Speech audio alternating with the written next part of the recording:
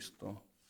Ayúdame a buscar 2 de Pedro, capítulo 1, versículo 1, y vamos a ver algunos versículos. Quiero que veamos, hermanos, en esta noche, la provisión que Dios nos ha dado a través de Cristo. La provisión que Dios nos ha dado a través de Cristo. Yo sé que recordamos, hermanos, nuestra salvación, pero es el comienzo de todo lo que Dios nos dio. Y 2 de Pedro, hermanos, su tema principal es un libro que nos habla contra los falsos maestros. Y los falsos maestros tienen en su vida como característica, hermanos, que son personas perversas, personas pecaminosas, personas que quieren hacer negocio, personas que no tienen temor de Dios. Y eso lo desarrolla 2 de Pedro. Pero comienza en su primer capítulo, hermanos, instruyéndonos para que nosotros no sigamos el ejemplo de esos falsos maestros, sino que nuestra vida sea diferente.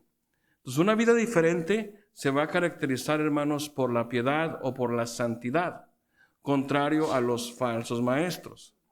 Entonces, vamos a ver en esta noche lo que Dios nos ha dado a través de Cristo.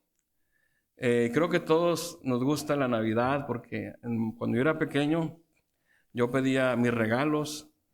Mi madre me decía, pídeselo a Santa Claus.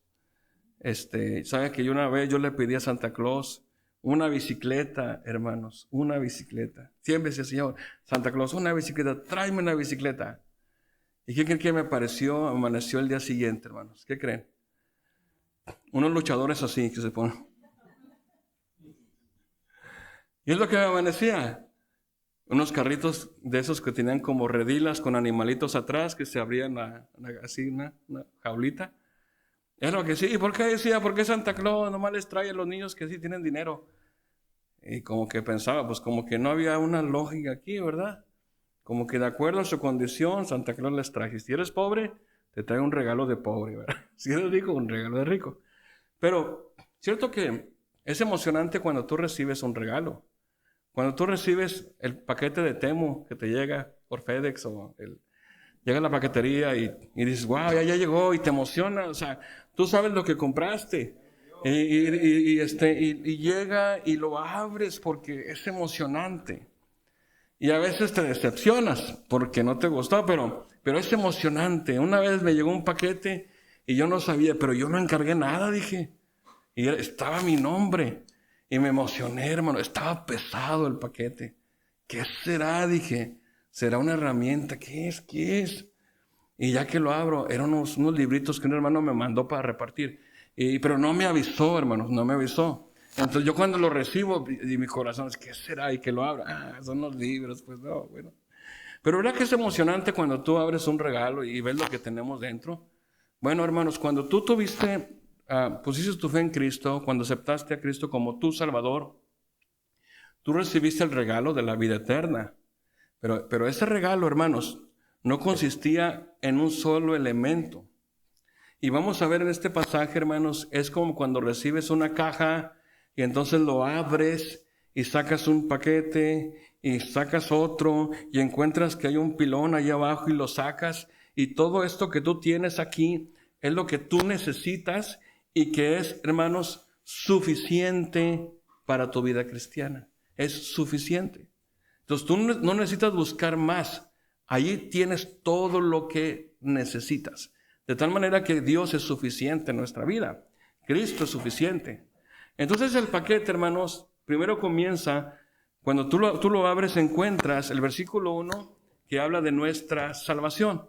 Entonces sacamos nuestra salvación, lo encontramos aquí. Dice, 2 de Pedro, capítulo 1, versículo 1. Simón Pedro, siervo y apóstol de Jesucristo, a los que habéis alcanzado por la justicia de nuestro Dios y Salvador Jesucristo una fe igualmente preciosa que la nuestra. Lo primero que tú sacas, hermanos, de este gran paquete que Dios nos ha dado es nuestra justicia o la justificación por la salvación por la justicia de nuestro Dios y Salvador Jesucristo. Hermanos, definamos, ¿qué es la justicia de Dios? Podemos definirlo como que Dios nos declara inocentes, pero en un término, hermanos, más amplio, es que la justicia de Dios es todo el proceso que Dios hace para que tú seas declarado inocente. Hermanos, simplemente decir que Dios dijese, tú eres inocente, tú eres sin pecado, por el simple hecho de que Dios lo dice, pero no era así y no es así, porque Dios es santo. Entonces tiene que haber un proceso, hermanos, para que nosotros seamos justificados o salvados. Y este primer paso en la historia fue la venida de nuestro Señor Jesucristo. Porque Él vino para morir, tener un cuerpo y entregarlo en la cruz. Entonces es el proceso que comienza, termina en la cruz, y su vida, hermanos, es una vida santa, una vida sin pecado, la cual era necesaria, porque, hermanos, si tú o cualquier persona se crucifica a sí mismo y dice, Señor, yo quiero pagar mis pecados y me crucifico, pero tu vida no es santa, no sirve, no te puede salvar. Pero el proceso de la justicia de Dios es que Cristo nació y vivió una vida santa y murió, pero no quedó en la cruz, Él fue sepultado. Y en ese proceso, hermanos, Él se levanta de entre los muertos. Y Romanos nos dice que fue declarado Hijo de Dios por el poder de la resurrección. Entonces, todos estos eventos, hermanos, es lo que Dios llama su justicia. Dios hizo tantas cosas para que tú pudieras tener la vida eterna. Y hay tantos términos, hermanos, que se utilizan. Nos ha perdonado, nos ha adoptado, nos ha salvado, nos ha redimido. Son muchos términos, pero eso es parte de la justicia que Dios ha hecho. De tal manera que ahora tú puedes presentarte delante de Dios como sin pecado, aunque tú sabes que has pecado. Pero delante de Dios, Él nos justifica por la obra de Cristo. Este regalo, hermanos, es suficiente para tener gozo y tener gratitud en nuestra vida. Lo que Cristo ha hecho por mí es suficiente para consagrar nuestras vidas. Pero dice también, hermanos, que en ese paquete de la justicia, dice que hemos alcanzado por la justicia de Dios. Ese alcance, hermanos, no es por nuestro esfuerzo, es por la gracia de Dios. Tenemos ahora una fe igualmente preciosa. Y Pedro dice que la nuestra, o sea, la de Pedro, dice, ustedes tienen una fe igualmente preciosa que la nuestra, dice Pedro, a los que reciben esta carta. Entonces, hermanos, nuestra fe tiene un adjetivo, un calificativo, que es preciosa. Hermanos, no se refiere preciosa como que algo bello, bonito. Hay personas, hermanos, que cuando hablan de Dios dicen, es que mi Señor es bello, es hermoso Dios. Pero ¿en qué sentido es hermoso? Porque no le vemos. Hermanos, Dios es precioso. ¿Por qué? Porque Él es todo. Y nuestra fe, hermanos, es preciosa porque es valiosa. Y ese valor, hermanos, no es porque tu fe sea como un convencimiento tal que eres tan sincero y tu fe por eso es preciosa. No. ¿Verdad que pasaron esos días, hermanos, de las procesiones? Y tú miras a la gente, hermano, con un frillazo, pero ahí caminando, llevando a este mono, ¿verdad?, en sus hombros y cantándole. Y la gente dice, wow, esta es una muestra de fe. Es una fe valiosa, una fe sincera, es una fe genuina. Es una fe genuina. Ellos lo creen así. Pero, hermanos, no es una fe preciosa. Porque lo que hace una fe preciosa es donde está puesta esa fe. Entonces, antes nuestra fe era sin valor, era vana. Puesta en los ídolos tal vez, puesta en nuestras propias obras. Pero cuando lo ponemos en Cristo, entonces nuestra fe es preciosa. Hermano, tal vez tú no tengas tanto que dejar a tus hijos, pero puedes dejarle una fe preciosa. El hecho de que tú vengas a la iglesia, hermano, y seas fiel, hermanos, es un ejemplo tremendo para tus hijos. Tú quieres que tus hijos vengan a la iglesia, pero tú no les muestras que tienes una fe preciosa. Tú dices, bueno, que vayan ellos, o no, si queremos vamos, si no, no vamos. Entonces no es algo valioso para ti. Pablo le dice a Timoteo, hablando de que la fe que habitó primero en su abuela Loida y en tu madre Eunice, y estoy seguro que en ti también. Entonces nuestros hijos, hermanos, ¿pudieras tú dejarlo algo económico? Pues bueno, sí, si puedes, qué bien. Pero lo más importante, hermano, es la fe que puedes transmitir y dejarles a ellos. Que tus hijos recuerden a sus padres y a su madre como hombres y mujeres de fe. ¿Sí? Hermano, es lo más valioso que tienes, la fe. Entonces, esto viene, hermanos, primero por la obra de Cristo. Lo que encuentro en este paquete es que tengo una fe preciosa. Ahora, Dios dice, bueno, pero mira, ese es el comienzo. A ver, vamos a abrir otra vez la caja y vamos a sacar el siguiente recipiente, la siguiente caja, el siguiente objeto. Y tú abres esa caja y vamos a imaginar, hermanos, que es una maceta. Aquí no hay macetas. Bueno, una maceta. Y vamos a decir que esa maceta, hermanos, tiene 2 plantas. Y tú lo ves aquí, una macetita tiene 2 plantas. Dos plantitas. Entonces dice versículo 2. Gracia y paz os sean multiplicadas en el conocimiento de Dios y de nuestro Señor Jesús. Entonces cuando tú sacas esa maceta, ahora ves que tiene 2 plantas. A una le vamos a llamar gracia y a la otra le vamos a llamar paz. En un recipiente. La gracia, hermanos, se define como todo lo bueno que Dios nos da a nosotros sin merecerlo. Y eso se aplica en nuestra salvación, pero también, hermanos, en toda nuestra vida. Dios ha tenido gracia. Nos ha dado su favor y a veces, hermanos, se puede decir de la gracia de Dios como la bondad de Dios, la misericordia de Dios, la benignidad de Dios. Entonces se usan estas palabras, pero que el asunto es que Dios me da todo eso bueno, pero que yo no lo merezco. Eso es gracia. Entonces aquí tú y yo estamos por la gracia de Dios, hermanos. Yo estoy aquí parado por la gracia de Dios. Tú estás aquí sentado por la gracia de Dios. Tú tienes tus hijos, hermanos, por la gracia de Dios. A veces hay mujeres que no pueden tener hijos y tal vez dirían algunas, ay, no puede tener hijos porque Dios no quiere que tenga hijos y Dios les está castigando porque sabe a quién le da los hijos. Hermanos, cuidado porque no es así. Los hijos Dios te los dio a ti no porque fueras acá quien realmente ibas a poder, pero Él te va a dar gracia, te va a ayudar, te va a dar sabiduría. Entonces todo lo que tú y yo recibimos, hermanos, es por la gracia de Dios. Y el siguiente elemento, hermanos, es la paz. Filipenses nos dice que la paz que sobrepasa todo entendimiento, hermanos. La paz no es la ausencia de preocupaciones o la ausencia de peligros. Nosotros vivimos en Caborca, hermanos, y hace unos años, después de la pandemia, se puso tremendo. Había un muertos todos los días había muertos. Hermanos, de nuestra cuadra muchos murieron, de niños que iban a la iglesia y participaban en los campamentos y crecieron. 7 hermanos, 7 niños, 7 jóvenes que en su momento pudieron visitar la iglesia, murieron. Y entonces vivíamos en tiempos donde no había paz. Y de pronto afuera de un Oxxo ahí mataban a alguien.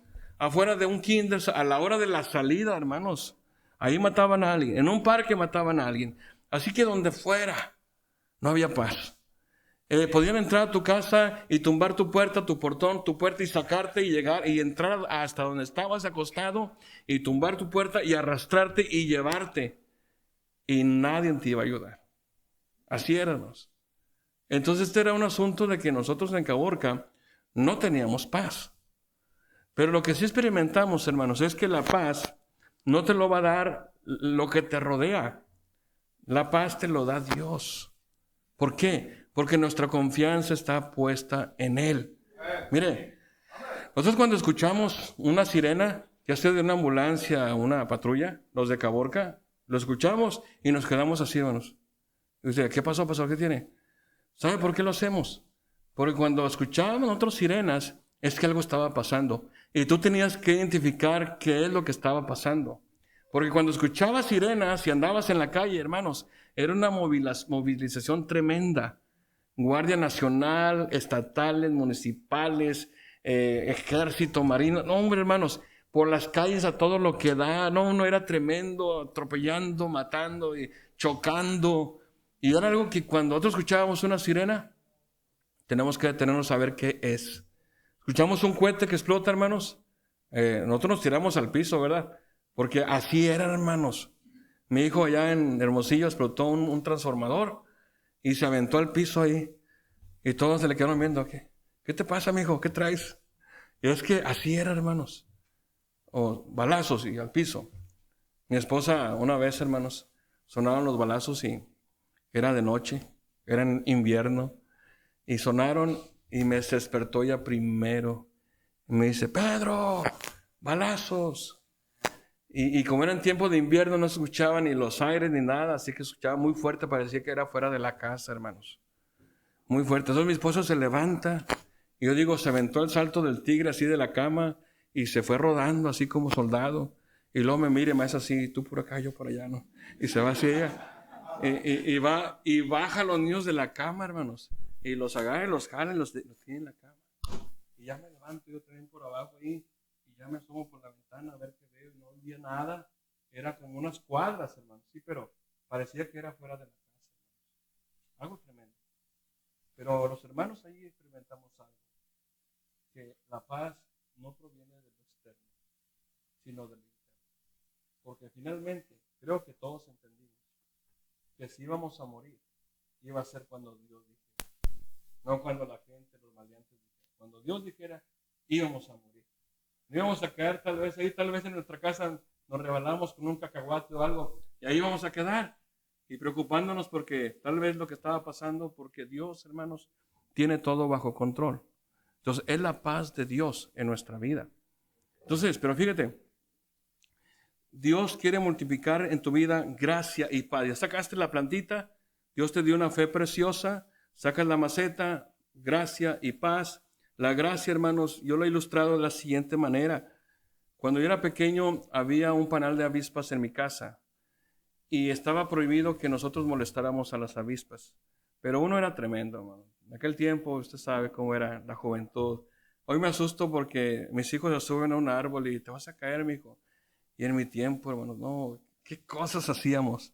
Y decimos ahora, los niños que no tenían teléfono, poníamos en riesgo nuestra vida, hermanos, con otras cosas, ¿verdad?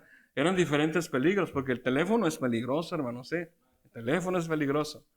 Pero en aquel tiempo era nuestra vida en peligro literal.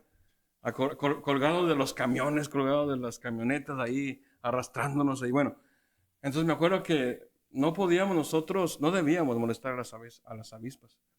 Y le pegábamos y corríamos. Ya. Pero una vez, hermanos, me picaron 2 avispas. 3, 2 aquí y 1 en la mano. Y entonces fue un dolor tan terrible, un dolor bien duro. Y yo tendría como 8, 9, 10 años, ahí estaba en la primaria. Y yo recuerdo que se me inflamó tanto, hermanos, así, esta parte se me inflamó tanto. Y por eso ahora usted me ve cachetoncito, pero es por eso, sí, por las avispas. Entonces se me inflamó tanto, hermanos, que no podía ver con este ojo. Estaba muy pequeño y me dolía mucho. Entonces yo recuerdo que siendo el hijo mayor, yo era el de la tienda, tenía que ir a la tienda. Entonces mi madre me decía, ve a la tienda. Y yo decía, no, mamá, es que yo no puedo ir. Mis amiguitos me van a ver y se van a reír de mí. Entonces mi mamá, bien sabia, mi mamá que ya está en la presencia del Señor, ella tomó una hoja, hermanos, y le hizo 2 agujeros.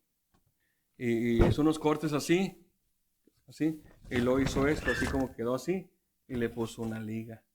Y lo coloreó. Yo no recuerdo qué le hizo, pero le puso color. Y me lo puso, hermanos. Y dijo, ve a la tienda. Y si te dicen qué tienes en la cara, o sea, dices que estás jugando. Y de esa manera, hermanos, iba a la tienda y yo no iba lo que iba y se me quedaban viendo, pero pensaba que pues obviamente estaba jugando. Y mis amiguitos me decían, ¿qué estás jugando para jugar conmigo? Pero yo no quería jugar con ellos porque me daba mucha pena, hermanos. Entonces, por 5, 6 días, hermanos, recuerdo, hermanos, que la mascarita tenía que cambiarla, porque se me arrugaba, porque se me rozaba. Por esos días, hermanos, yo entendí esto, que la hinchazón y el dolor allí continuaba. No se iba, ahí estaba. Pero esa mascarita me ayudó a soportar. De tal manera que para mí la gracia de Dios la comparo a eso. Hay cosas en tu vida que no van a cambiar. Van a seguir así. Pero Dios te da su favor, tu ayuda, para que tú puedas soportar. Pablo le dice al Señor, le ruega que 3 veces dice, que lo quite de mí un mensajero, un aguijón en su carne, que lo humillaba, hermanos, que lo hacía estar realmente humillado. Pero Dios dijo, no te lo voy a quitar. Te voy a dar algo mejor. Bástate mi gracia. Y así que en nuestra vida, hermanos, cuando Cristo vino, dice que de Él recibimos gracia sobre gracia. Y de la gracia de Dios, dice Primera de Pedro, que es la multiforme gracia de Dios. Y multiforme, hermanos, es que tiene muchas formas. La ayuda de Dios en tu vida es de muchas maneras. Es diferente para cada uno y es diferente para cada circunstancia, pero es multiforme. Así que si tú en esta noche necesitas la gracia de Dios, la ayuda de Dios, hermano, en tu matrimonio, con tus hijos, en unas circunstancias que estás viviendo, que te estás cansando, pero Dios te puede dar gracia. Entonces, pero vamos a notar lo siguiente, hermanos. Ya vimos que tenemos la gracia y la paz, 2 plantitas. Pero esas 2 plantitas, hermanos, están en una tierra fértil. ¿Cómo se llama esa tierra fértil según 2 de Pedro 1:2? ¿Dónde, en qué lugar van a crecer y multiplicarse la gracia y la paz? ¿Qué dice, hermanos? En el conocimiento de Dios.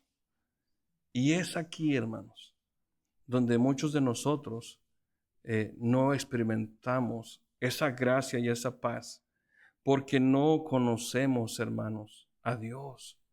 Mire, usted puede comenzar a conocer a Dios a través de la Biblia, y en la Biblia conocemos de Dios, ¿sí? Pero lo que encontramos en este conocimiento, hermanos, es un conocimiento pleno. Y en la Biblia se utiliza palabras como que nos da la idea de que hay diferentes grados de conocimiento. Unos hombres dijeron a un hombre que estaba endemoniado en Hechos, dice, lo quieren expulsar, dice, en el nombre de Jesús del que predica Pablo. Y entonces el demonio les dijo, a Jesús conozco y de Pablo sé algo, como que algo sé, algo así, pero a ti no te conozco. Y les dio una tremenda golpiza a los pobres hombres. Pero ahí muestra, hermanos, que hay diferentes tipos de grados de conocimiento. Y hermanos, usted me conoce a mí porque me ve, pero usted realmente no me conoce. O sea, en esta relación, usted sabe que yo los conozco a ustedes, los he visto, algo sé de ustedes, algo, pero no los conozco. Ustedes algo saben de mí, pero no me conocen. Entonces, en las relaciones, hermanos, va a crecer un nivel de conocimiento. Entre más relación hay, aumenta el conocimiento. Entonces aquí estamos hablando de un conocimiento pleno. Y de aquí el que más conoce de ti, si tú estás casado, el que más conoce de ti es tu esposa. Tu esposa sabe cómo roncas. Y yo creo que hasta los vecinos también saben, ¿no? Porque pasan y está el hermano ahí roncando. Tu esposa sabe lo que a ti te molesta y conoce, hermanos, te conoce bien. Y igualmente, tú puedes llegar aquí a la iglesia bien abrazaditos, y yo miraba, hermanos, en algunas ocasiones, algunas parejas que llegan y luego se abrazan aquí en la iglesia. Es un matrimonio. Y yo diría, pues no hay nada de malo que abraces a tu esposa. Pero ¿sabe lo que yo podría observar? Era que para que vieran que ellos se amaban. Yo no tengo que abrazar a mi esposa en público para que sepan que la amo. O sea, yo la amo a ella y ella lo sabe y ella me ama a mí. Pero hermanos, el asunto es esto. El conocimiento va a ser pleno cuando hay una relación. Entonces, el conocimiento de Dios y de nuestro Señor Jesucristo. En el conocimiento de Dios y de nuestro Señor Jesucristo se va a multiplicar la gracia y la paz en tu vida. Pero el conocer a Dios, hermanos. Y esto habla de una relación, habla de una comunión. Y de esa manera tú conoces a Dios. Pero tú pudieras saber muchos versículos de la Biblia como en mi iglesia, hermanos. Hay hermanos y hermanas que conocen mucho de la Biblia. Pero ¿sabes qué? No conocen a Dios. Porque si conocieran a Dios, sus vidas fueran diferentes. Es donde se demuestra, hermano, que tú conoces a Dios. Y puedes ser un hermano, una hermana que apenas puedes leer y batallas con todo, pero lo que tú aprendes de Dios lo aplicas en tu vida y tienes una comunión con Dios. Y tú puedes decir, este hermano, esta hermana conoce de Dios, porque te lleva a tomar decisiones que glorifican a Dios. Entonces, hermanos, tú puedes decir, yo conozco a Dios. Sí, pero ¿tú conoces que Dios perdona? Creo que sabemos de eso. Pero ¿conoces en tu vida a Dios como el que te ha perdonado? Él me ha perdonado. ¿Conoces a Dios como el Dios que consuela? Sí, porque yo sé que Dios es Padre de toda consolación. Y en mi vida yo he conocido el consuelo de Dios porque Él me ha consolado a mí. En los momentos difíciles y de angustia y aún de pecado y aún de restauración, Dios me ha consolado. Entonces no lo conozco nada más con un conocimiento de datos que queda aquí en mi mente, sino que es una experiencia, hermanos, que se hace un conocimiento pleno, un conocimiento que te lleva a unas acciones. Entonces, ¿cómo conoces tú a Dios? ¿Tu vida todavía está llena de preocupaciones, hermanos? Hermanos, fíjate que hay una hermana que me dice, pastor, mira, le habla una hermanita de otra iglesia, y no sé si sea hermana, la verdad, la otra señora. Y que le dice, oye, ¿ya viste las noticias? El mundo se va a acabar. Y me dice el hermano, ¿cómo ve esta señora? Me habla y me dice que el mundo se va a acabar. Y yo le digo, pues que todavía no se va a acabar. Todavía hay eventos que vienen, pero siempre está preocupada y afanada.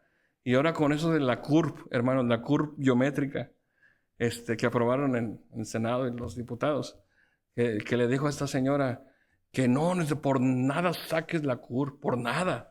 Porque es la marca de la bestia, dice. Y si tú sacas la curva, te vas a ir al infierno. Ve falta de conocimiento. Ve cómo, o sea, ¿en qué está puesta tu fe? Está puesta en que Cristo te ha salvado. Y este asunto de la curva, bueno, aunque no es parte todavía, pero bueno, es un proceso que cuando llegue el momento, la gente lo va a ver como algo natural, marcarse en la frente, en la mano, porque dice la Biblia eso. ¿Qué tipo de marca será? No lo sé. Porque nosotros en la iglesia no vamos a estar. Nosotros no esperamos al anticristo. Nosotros esperamos a Cristo. Él va a venir. Entonces, no. ¿Por qué me preocupo? ¿Por qué no tengo paz? Porque no conoce a Dios. ¿Te preocupas tanto, hermano, hermana? Entrégaselo a Dios. Descansa en Dios. Descansa que Él es poderoso, que Él todo lo puede. Y cuando Dios no lo hace, descansa que Él es sabio. Él sabe por qué lo hace y por qué no. Todo, hermanos, llega a nuestra vida filtrado por la voluntad de Dios. Y si Dios te permite pasar por esas circunstancias duras en tu vida, Él te va a dar gracia, la multiforme gracia de Dios. Él te da paz que sobrepasa en todo entendimiento, pero es en el conocimiento de Dios que comienza, hermanos, con su palabra. ¿Cuántos de ustedes, hermanos, pasan tiempo en su palabra? ¿Cuánto pasamos en el teléfono, hermanos? Hermanos, en los TikToks no crece, no se va a multiplicar la gracia del conocimiento. Yo tengo una tía que es tiktokera, hermanos. Me gana con 3 años y yo cuando la veo, bueno, de verdad me da mucha risa mi tía. O sea, no es de que ella sea guapa, no, pero le gusta hacer esos videos de TikTok y agarra a su esposo también y se ponen los dos. Ella no es cristiana. Pero digo, ay Señor, mi tía, qué tantas locuras hace. Pero si uno está ahí nomás, hermanos, en el teléfono, en otras cosas, pero no en el conocer a Dios a través de su palabra y a través de esa obediencia en lo que conocemos, entonces nuestra gracia y paz no se va a multiplicar. No va a haber ansiedad, va a haber amargura. Necesitas conocer a Dios. Esto Cristo lo trajo cuando Él vino. Cuando Él nació, murió, nos dio su fe, la fe preciosa, y nos trajo gracia y paz. Y hoy pueden multiplicarse conociendo tú a Dios. Vamos a orar. Padre, gracias te damos por este tiempo. Gracias por la oportunidad, Señor, de estudiar tu palabra.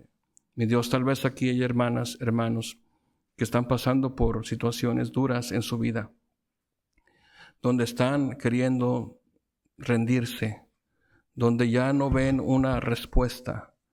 Pero, Señor, en todo eso, que tu gracia, Señor, se manifieste. Ayúdales, por favor. Tal vez no hay paz en su corazón. Hay circunstancias, hay parientes, hijos, padres, con los cuales están batallando, Señor.